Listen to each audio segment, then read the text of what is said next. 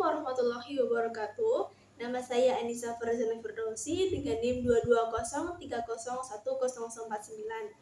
Di video kali ini, saya akan menjelaskan materi mengenai strategi pembelajaran kooperatif beserta dengan model pembelajarannya yaitu TGT atau Team Games Tournament.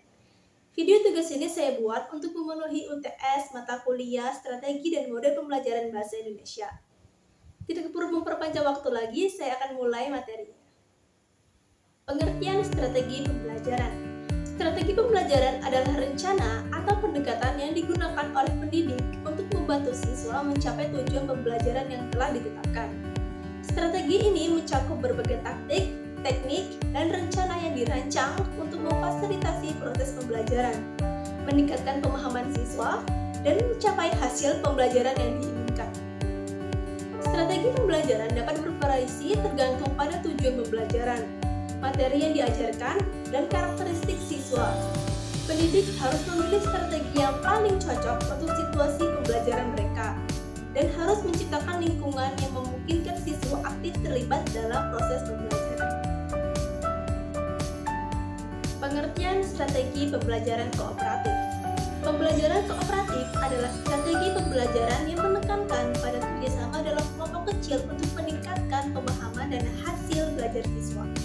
Dalam pembelajaran kooperatif, guru berperan sebagai fasilitator, penyedia sumber belajar bagi siswa, pembimbing siswa dalam belajar kelompok, pemberi motivasi siswa dalam memecahkan masalah, dan sebagai pelatih siswa agar memiliki keterampilan kooperatif.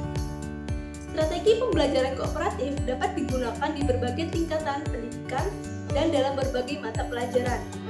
Ini dapat membantu siswa dalam mengembangkan keterampilan berpikir kritis, komunikasi, dan kerjasama yang sangat penting untuk kehidupan sehari-hari dan karir mereka di kemudian hari. Penerapan pembelajaran kooperatif. Di sini terdapat 6 langkah-langkah untuk penerapan pembelajaran kooperatif di kelas.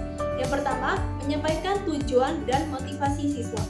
Guru menyampaikan tujuan pembelajaran dan mengkomunikasikan kompetensi dasar yang akan dicapai serta memotivasi siswa agar semangat belajar. Yang kedua, menyajikan informasi. Guru menyajikan informasi kepada siswa. Dan yang ketiga, mengorganisasikan siswa ke dalam kelompok-kelompok belajar. Guru mengorganisir siswa ke dalam kelompok-kelompok belajar.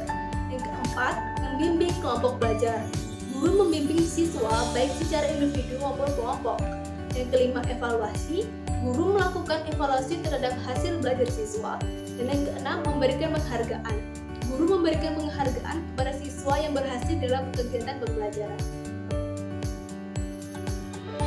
Metode pembelajaran TGT atau Team Games Tournament.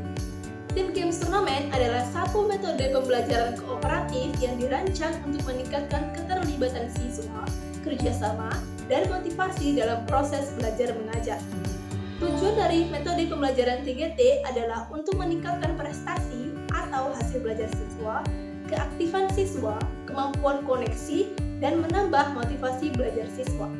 Tujuan lainnya adalah untuk memberikan konsep, pemahaman, kemampuan, dan pengetahuan yang dibutuhkan siswa agar mereka dapat memberikan kontribusi pada kelompok. Penerapan metode TGT.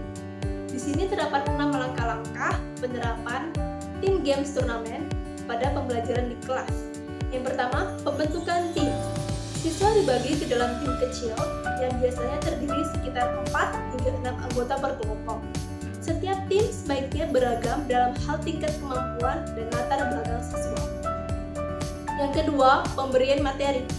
Guru memberikan materi pelajaran kepada seluruh kelas, seperti sebuah buku teks atau topik tertentu, dan siswa belajar materi ini secara mandiri terlebih dahulu. Yang ketiga, kompetisi. Setelah siswa memahami materi, mereka berkompetisi dalam bentuk permainan atau turnamen kecil yang dirancang untuk menguji pemahaman mereka. Pemahaman ini bisa berupa kuis, pertanyaan-jawaban, atau aktivitas yang memungkinkan tim bersaing satu sama lain. Yang keempat, skor dan poin.